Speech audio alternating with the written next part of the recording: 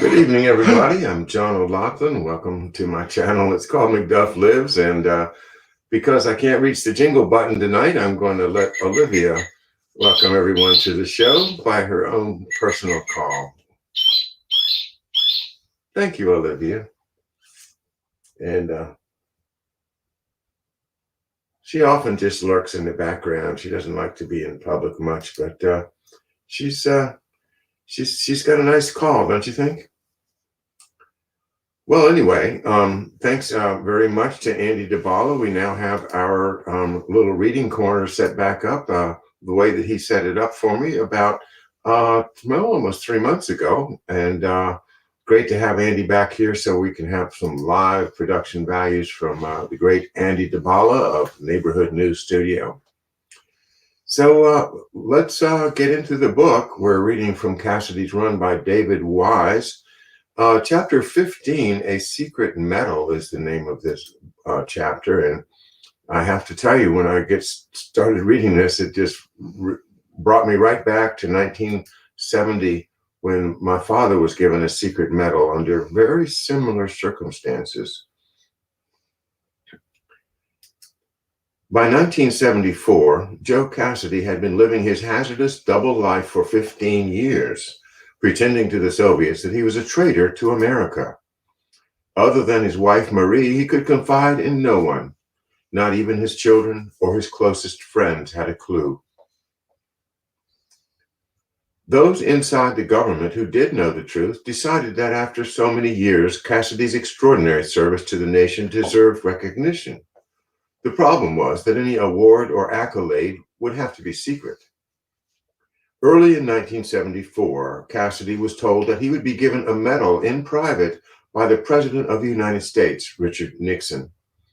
The presentation was supposed to be in the White House by the President, Cassidy said, but because of Watergate, I was told it wouldn't be possible. He was resigning or heading toward resignation. The award ceremony was switched to the Pentagon. Cassidy, modest to a fault, said, I didn't care if it wasn't the president. I was surprised I was going to get anything. Still, he was impressed by the initial news. To go to the White House and get a medal, I was surprised.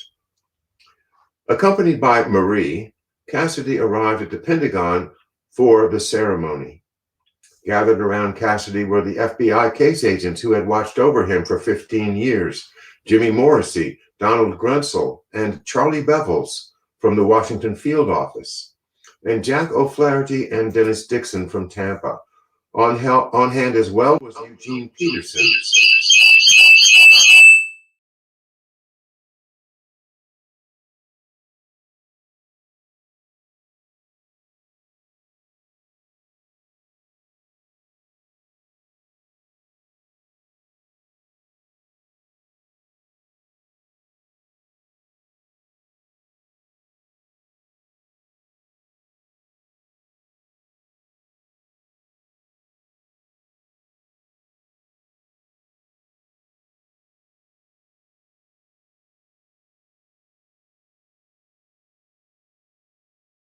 First Airborne Division.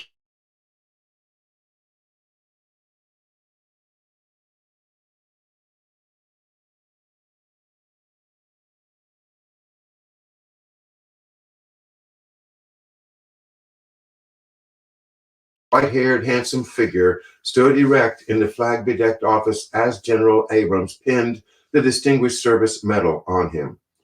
The award is the fourth highest U.S. military decoration and the highest civilian non-combat medal. The accompanying citation read, United States of America, to all who shall see these presents, greeting. This is to certify that the President of the United States of America, authorized by Act of Congress July 9th, 1918, has awarded the Distinguished Service Medal to Sergeant Major Joseph Edward Cassidy for exceptionally meritorious service in a duty of great responsibility. Marie Cassidy, too, received recognition from the government for her contribution to Operation Shocker. General Abrams presented her with the Army Certificate of Appreciation and a citation prepared and dated a month earlier that read, Mrs. Joseph Edward Cassidy, on the occasion of the retirement of her husband from active duty with the United States Army, has earned the Army's grateful appreciation for her own unselfish, faithful, and devoted service. Her unfailing support and understanding helped to make possible her husband's lasting contribution to the nation, given under my hand this second day of January 1974 by Creighton W. Abrams.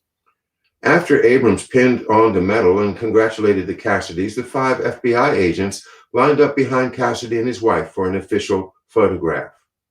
Everyone was smiling. Except for that brief moment when the picture was taken, there was no way that Cassidy could be allowed to wear his decoration. If seen, it might endanger the security of the operation. As soon as the secret ceremony was over, General Abrams took the medal back. Cassidy, accompanied most of the time by Marie and Beau, their miniature poodle, began spying on military bases around the country for the GRU and writing detailed reports for the Russians on what he found. First, however, he sent the reports to the FBI. They would screen them and tell me what I could give to the Russians. The Bureau provided him with a per diem allowance for his expenses on the road.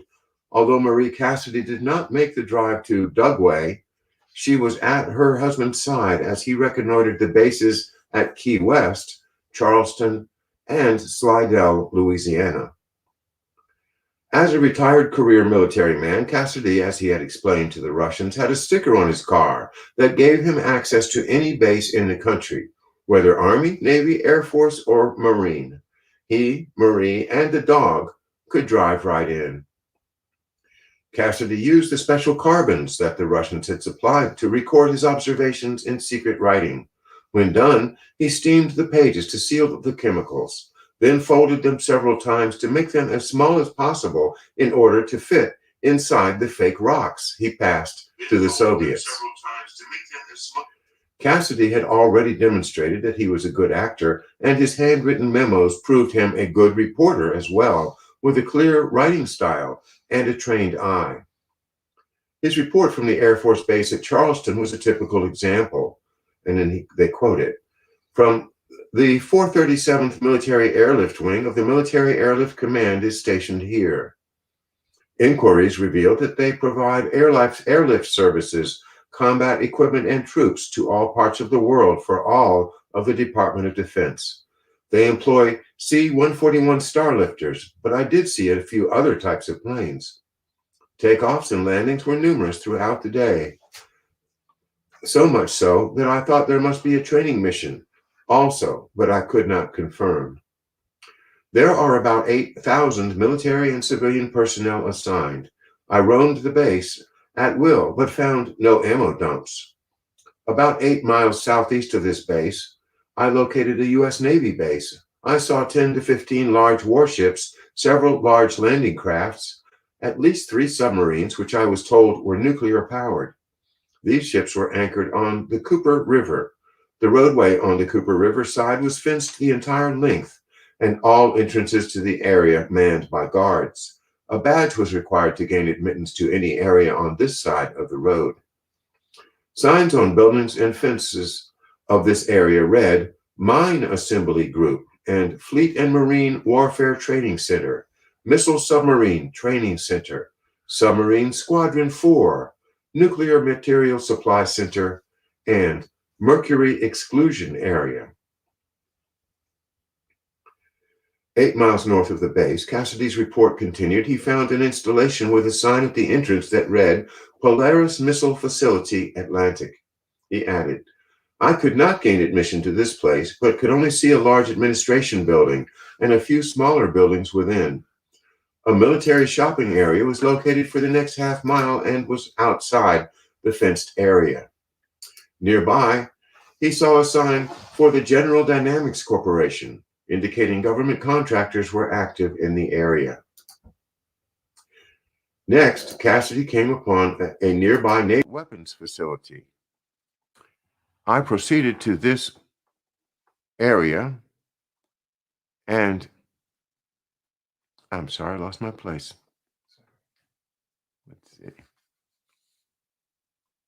I proceeded to this facility, and in about half a mile, I came to the guard gate. Because of the military sticker on my car, I am never questioned on entering a military base. But at this one, I was stopped and asked the nature of my business.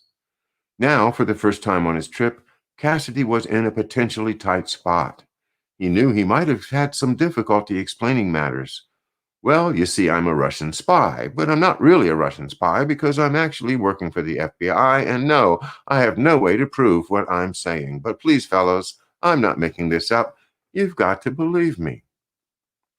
Cassidy also knew it might be a trifle awkward to explain away the map in the car on which he had pinpointed the location of every military base for miles around. He need not have worried. Security was loose as a goose. I did not identify myself, he wrote, but explained I happened to be in the area and would like to see the base. He waved me through. With a sigh of relief, Cassidy drove through the gate. Inside, there were several guarded roads leading to the interior of this area. As I left the facility, returning to Route 52, I noticed the whole length of the south side of the area along the road was fenced, and signs reading, "Government Property." About a mile and a half about a mile, 1.5 miles, there was a gate with guard shacks inside and a sign reading "Munitions Trucks Entrance." There was some activity inside, and several Navy pickup trucks were observed. On one fence was a sign, Group 8. At Slidell, Cassidy had disappointing news for the Soviets, who had hoped he would find evidence of a clandestine nerve gas storage area. There were no signs of the kind that warned no admittance government property, and he added, the whole area seemed a very unlikely place for 20 semi-underground repositories. At Dugway, Cassidy had reported seeing the mounds with pipes sticking up out of them. There were no mounds at Slidell, nor did the base have roads of the sort that the Army might use for transporting a cargo as delicate as nerve gas. The road to the city airport, dump, and golf course is one of the better ones in the area, Cassidy reported, but it is partially dirt and all chuck holes. As a consolation prize, Cassidy told the GRU that he found a Slidell computer complex that belonged to NASA and was completely fenced and protected by uniformed guards. About 200 cars in the parking lot, Cassidy noted. Pardon me.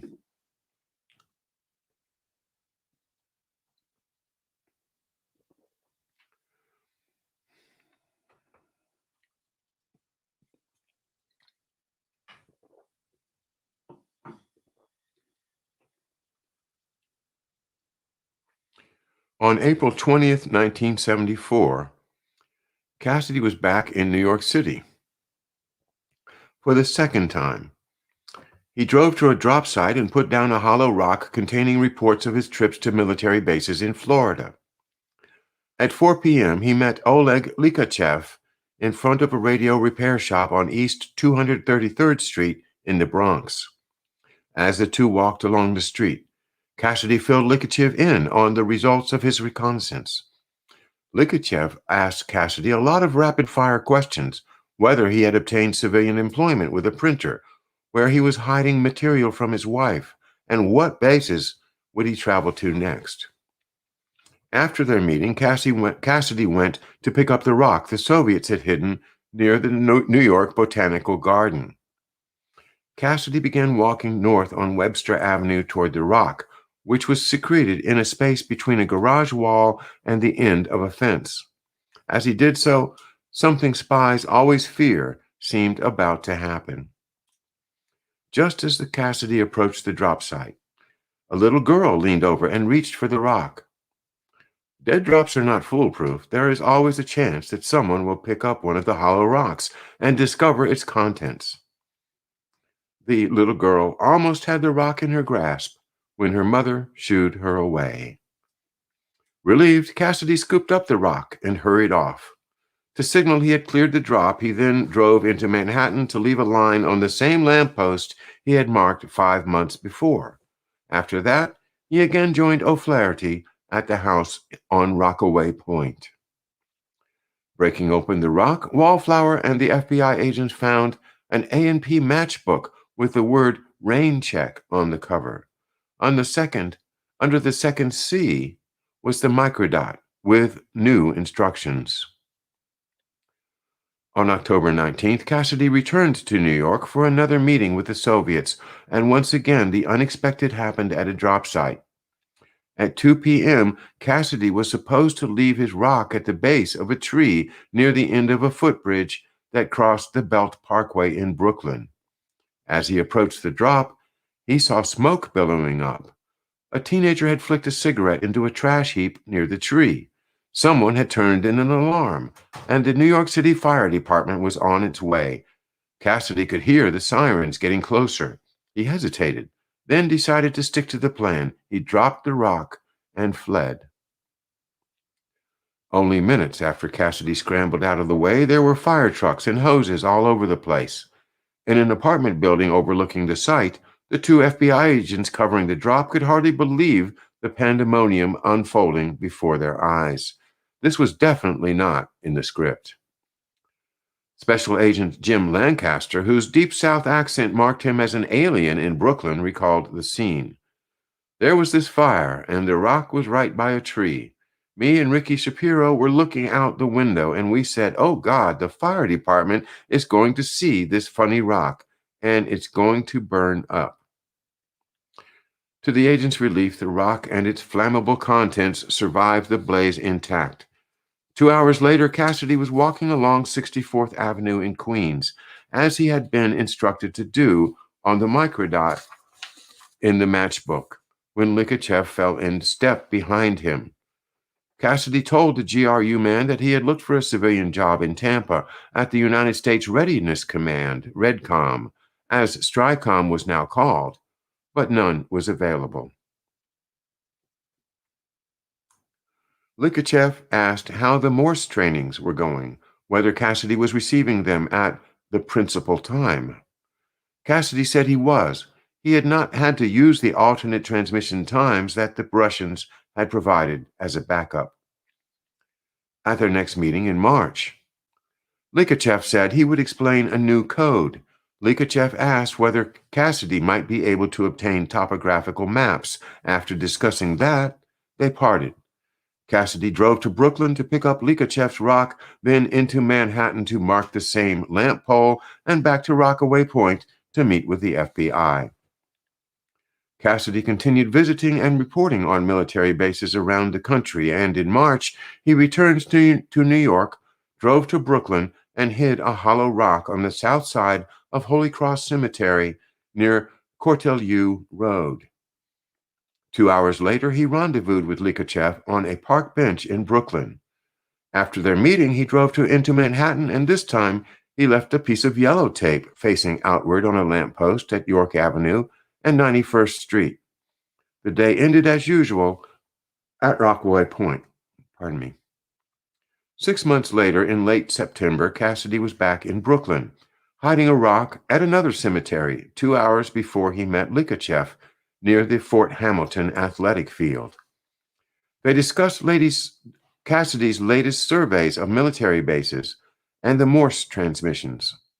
Likachev said a new person would be his contact at the next meeting in April 1976. Cassidy should be ready to use the parole, since they did not know each other, but the new Mike, Likachev assured him, would be up to speed on the case. Cassidy then picked up his rock at a dead drop in Brooklyn, left a signal in Manhattan, and returned to the kitchen table at O'Flaherty's mother's house, where the rock was broken open. For the first time, it contained 2 microdots, because the message from the Soviets was longer than usual. It directed Cassidy not only to spy on additional military bases, but to try and obtain emergency planning documents from city, county, or state offices. Although there had still been no discussion of the new code that Likachev had mentioned, the secret writing in the rock instructed Cassidy to travel to a location in the Bronx for a meeting on the first Saturday after he received a Morse transmission with 20 groups, or to go to a dead drop in the Bronx for a pickup if he received a coded radio message with 24 five-digit groups. In April, Cassidy was back in the New York area, this time to leave a rock at a drop site in a suburban Yonkers, and more reports on military bases. The FBI had seen Likachev moving around New York several times with Vladimir Vibornov, who was listed as a public relations officer at the Soviet UN mission. His wife, Alexandra Vibornova, also worked in the public relations office. The Bureau predicted that Vibornova would turn out to be the new Mike, and it was right. On April 10th, FBI agents watched Vibornov fill a dead drop near Pinebrook Boulevard in New Rochelle, in Westchester County. He was accompanied by a woman, believed to be Alexandra. Cassidy cleared the drop, left a piece of yellow tape on a lamp pole at 201st Street in Manhattan, and traveled to Rockaway Point. There was no meeting this time with Vibornov, but instructions on a microdot inside another A&P matchbook told him to prepare for a meeting with a new Mike in October. Cassidy's report to the FBI of his first meeting with Vibornov on October 9, 1976, was detailed and meticulous as usual. At 2 p.m., he left his rock at the base of a street sign on Palmer Avenue in the Bronx. The rock contained a report of his reconnaissance of military bases in Georgia. He then drove around to kill time before the meeting. I parked the car just off Gun Hill Road at approximately 15:52 hours. I waited in the car until 15:57 hours, and then I walked to the spot, arriving at 1600 hours. Cassidy pretended to be waiting for a bus.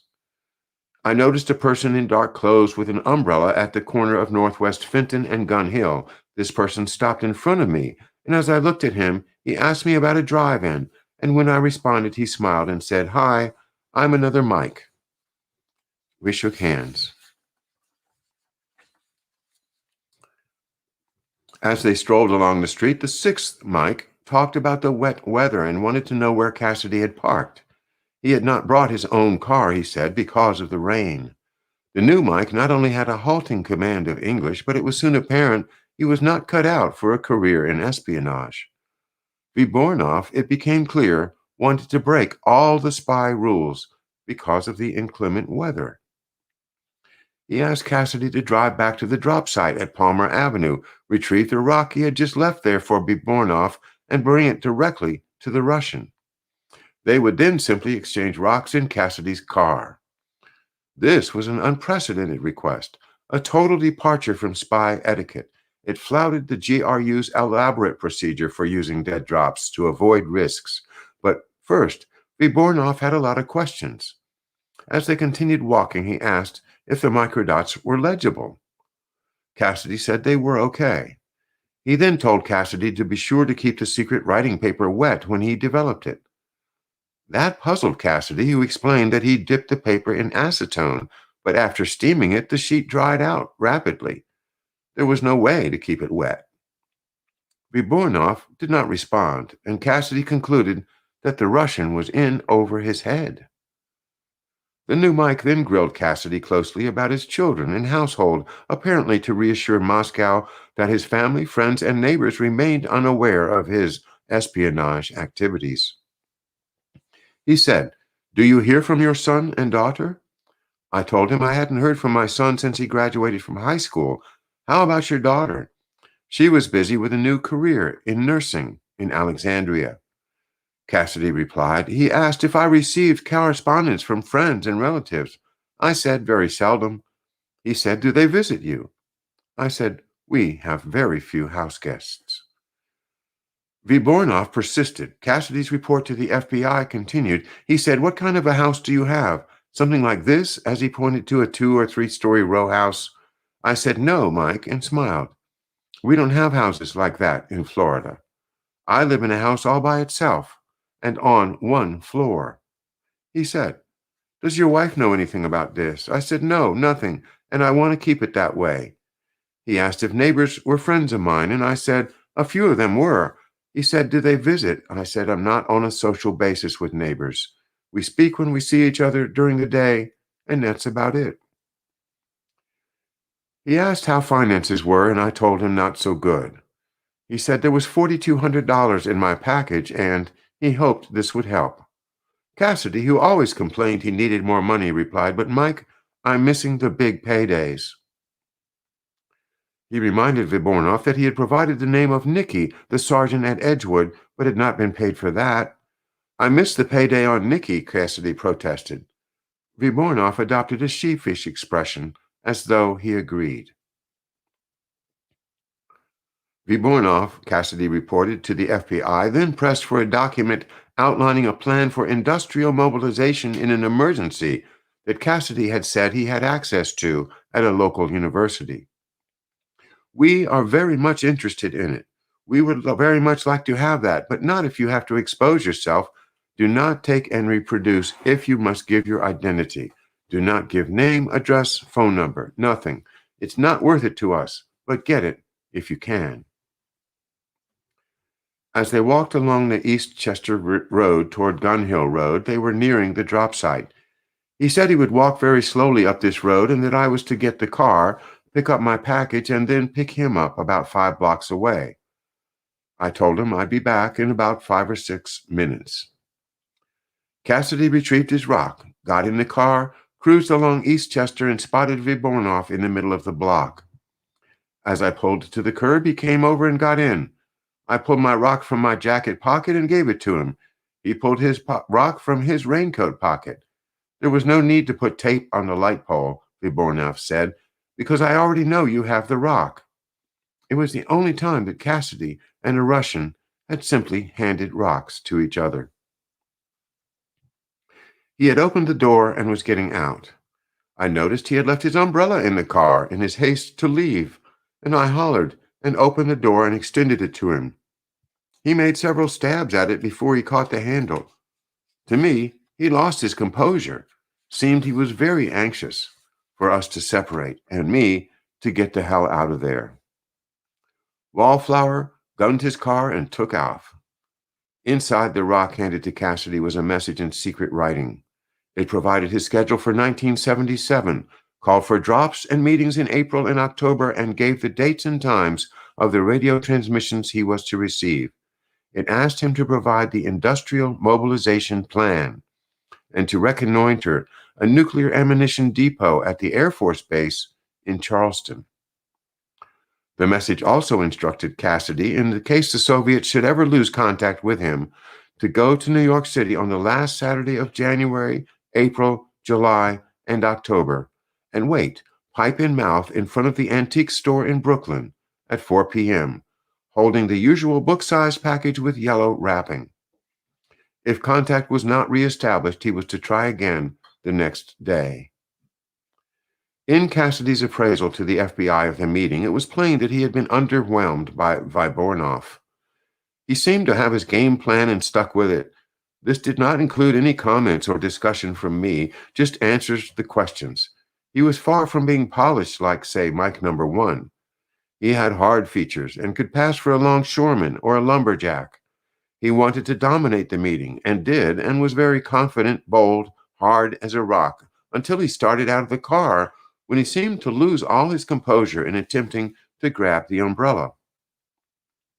Cassidy kept his cool at his meetings with the Russians, and he did this time as well, despite Vibornoff changing the procedures and peppering him with questions. But he found each encounter with the Soviets nerve-wracking.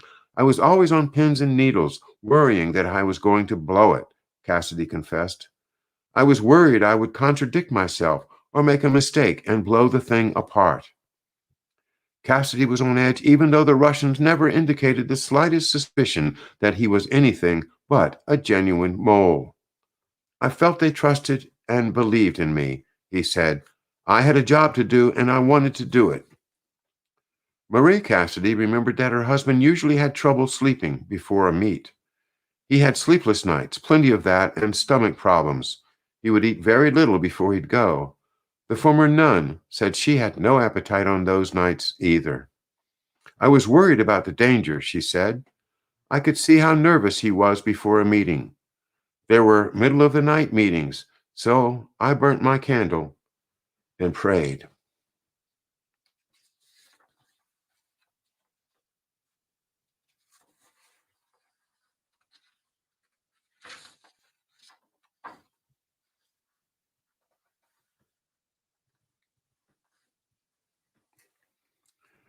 Chapter 16, The Professor. In 1976, Gilberto Lopez y Rivas, busy as he had been with his espionage activities, finally received his PhD from the University of Utah. By then, he was back in Mexico City, where he had been working as a researcher at an anthropological institute. But he did not remain there, as Robert Chemay, who had been the FBI case agent in Salt Lake City, learned in October. I was out hunting on a mountain in southern Utah in October of 1976, and a game warden knocked on the trailer. He said I had a phone call. I come off the mountain and find a payphone in a little dinky town, and it's Gene Peterson. I have to be in Minnesota as soon as possible. Peterson, by now Soviet section chief at FBI headquarters, was continuing to supervise the spy case. He ordered Chemay to cut short his hunting trip and get moving. Next morning, Chemay recalled, I was off the mountain, back home in Salt Lake, packing, and on Monday I'm on a plane to Minneapolis. 2 years before, while still a student in Austin, Lopez had told Aurelio Flores that he might be moving to Minnesota. Headquarters had plucked Chemay off the mountain because the Bureau had learned that the palmettos had in fact surfaced there. Gilberto Lopez y Rivas, Soviet spy, was now an assistant professor of Chicano studies at the University of Minnesota.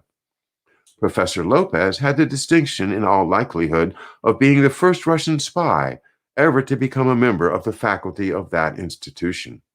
The university, of course, knew nothing of his other secret life. Manuel Guerrero had brought Lopez to Minneapolis. Guerrero, then chairman of the university's Department of Chicano Studies, was short one professor for the fall semester. We advertised in the Chronicle of Higher Education, Guerrero said. Lopez had answered the ad and traveled to Minnesota for the interview. I hired him, Guerrero said. He was hired on the basis both of his resume and the interview. Gilberto was a very amicable, social person. He made a lot of friendships. Lopez, his wife, and their children settled into the faculty housing off 4th Street on the ground floor of a 2-story garden apartment. The FBI wiretapped the place. It did not attempt to install room bugs as it had done in Austin. Alfredo Gonzalez, a colleague at the Chicano Studies Department, recalled that while Lopez served on the faculty, a Spanish club made a film called Minnesotanos Mexicanos. It was a documentary of Mexican Americans in Minnesota, and he is shown in the film twice. He is tall, very thin and slender, with dark brown hair. A European type, not Indian. He had a strong voice, a heavy accent, but good English. I knew him socially, but he never once mentioned his political views. He never discussed politics. He had strong views on the historical treatment of Chicanos. He never mentioned the Soviet Union. He loved to talk about opera and art and history. The university offered Chicano studies as a major for undergraduate students. The faculty taught a wide variety of courses dealing with the history and social status of the Mexican Americans, bilingual education, and the Spanish language. The university bulletin for the summer of 1977, for example, lists a typical course taught by Professor Lopez, entitled Chicano History. It offered 4 degree credits and covered Mexican American history, including such areas as migration, labor movements, Chicanos in agriculture, the Pachuco phenomenon, border conflict, and regional history. The FBI watched Lopez and listened to his telephone conversations to try to determine whether he was still servicing dead drops for the GRU while exploring Chicano history for his unsuspecting students. The Bureau's counterintelligence agents hoped that Lopez would lead them to one or more Soviet spies.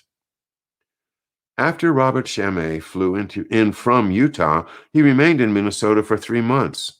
His primary task was to brief Mark Kirkland, who had been assigned as the case agent by the Minneapolis office. Mark had the ticket on it, Chemay said. He was a nice, hard-working kid from Salt Lake, anxious to do a good job. Around the same time, Charles W. Elmore, a 31-year-old FBI agent in New York, asked his fellow agent, Jim Lancaster, about the Palmetto case. Elmore was from the West Coast and wanted badly to get back there. Perhaps, he thought, if he volunteered to go out to Minnesota to help out on the Palmetto case, he would be rewarded with his office of preference. A quiet, good-looking man, Elmore was single and had no ties to New York.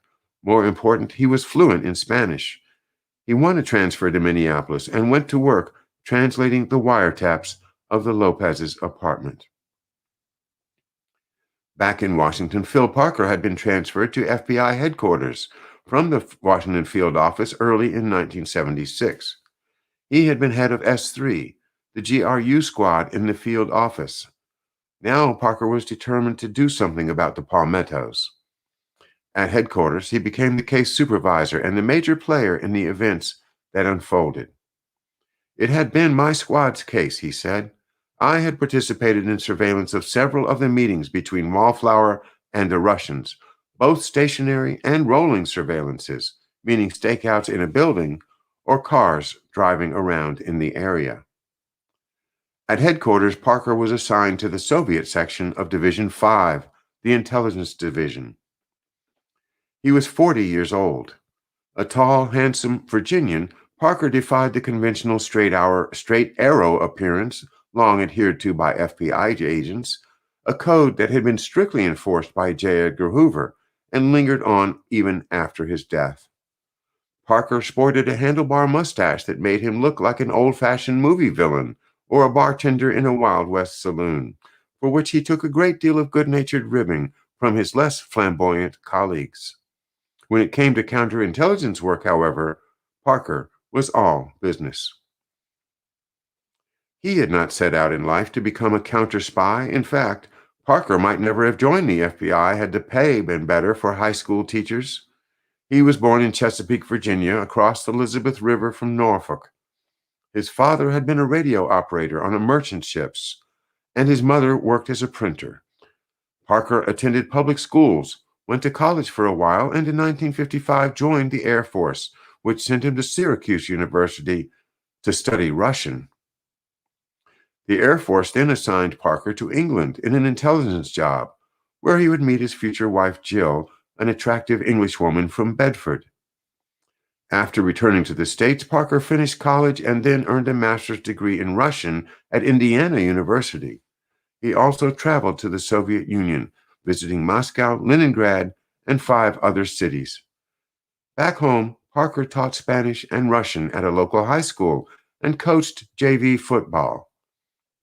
Parker enjoyed teaching but was trying to support his now growing family on $5,500 a year. In 1965, at age 29, he applied for a job at the FBI.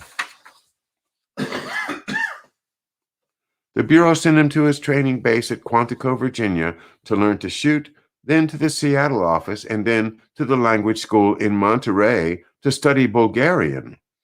In 1967, he was assigned to the Washington field office, where he acquired the basics of counterintelligence work and followed Bulgarian spies around the capital. 3 years later, Parker moved to the GRU squad. The GRU was our main target, Parker recalled.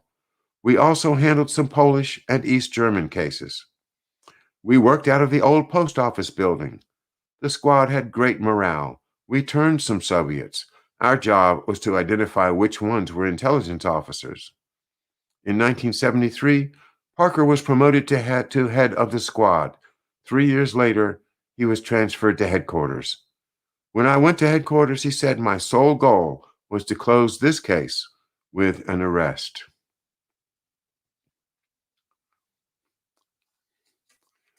Well, we started this reading tonight with an image that I had from going into the Pentagon when I was, 17, 18 years old, to go into a secret place in contrast to the office where Cassidy got his secret award. We went into a secret office inside of a vault, an actual vault, like a bank vault. And there was a small amount of people in there. I guess they were high-ranking I don't remember very much about it, but they gave my dad a medal and a certificate for the exact same thing, Extraordinary Meritorious Service Award, but for civilians instead of military. And then we end the reading tonight with a recollection of the old post office where my father worked with the Washington field office. And I remember being there in my dad's arms when I was very, very young inside of that building. I visited the building last fall and took a number of pictures there. It's beautiful.